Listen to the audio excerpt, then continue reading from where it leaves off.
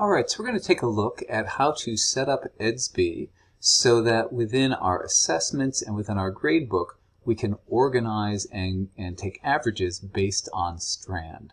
There are certain jurisdictions where this is required. For example, in Ontario, if you're teaching language classes, if you're teaching English or French, there are certain strands in elementary where we want to roll up all of the, for example, reading comprehension, all of the writing and so forth. So we're going to take a look at this. Step one in order to be able to do this is that within your school, you will have to have had the standards for your school loaded into Edsby. So as an example, when I look at an assessment in this particular class, we can see that this is associated with our Ontario Grade 8 French standards. And we have strands here of listening, speaking, reading, etc. So all of that is already in place.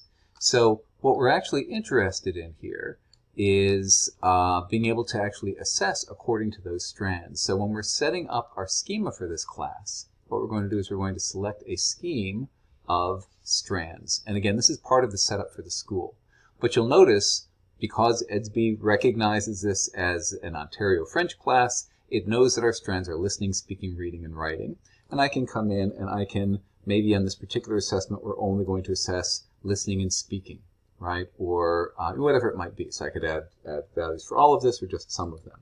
So this is part one, is being able to come in and just select strands and then designate the weight that we need for each of those strands.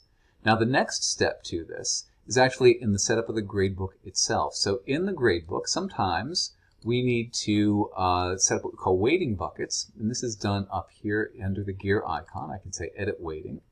And notice that in a stranded class, I can say set up weighting by strands, and I can come in and I can say for this class, our overall average is going to be 25% of each strand. So whether it's homework or tests or oral exams, whatever it is, as long as I've recorded everything by strand, I can go in and get my summaries by listening, speaking, reading, etc., and it'll put all that together.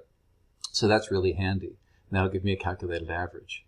And then the last element that can be really handy is we can come into this gear icon again in the gradebook, and under gradebook setup, we have some options here that allow us to add summary columns also by strand. So even if I'm not recording my calculated average by strand, if I just want to see in the gradebook what are the averages for all the listening activities and all the speaking activities, I can come in and I can say go ahead and show me, for example, a mean for these things.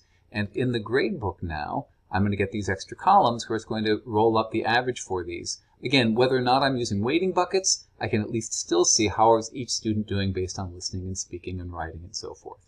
All right, thanks.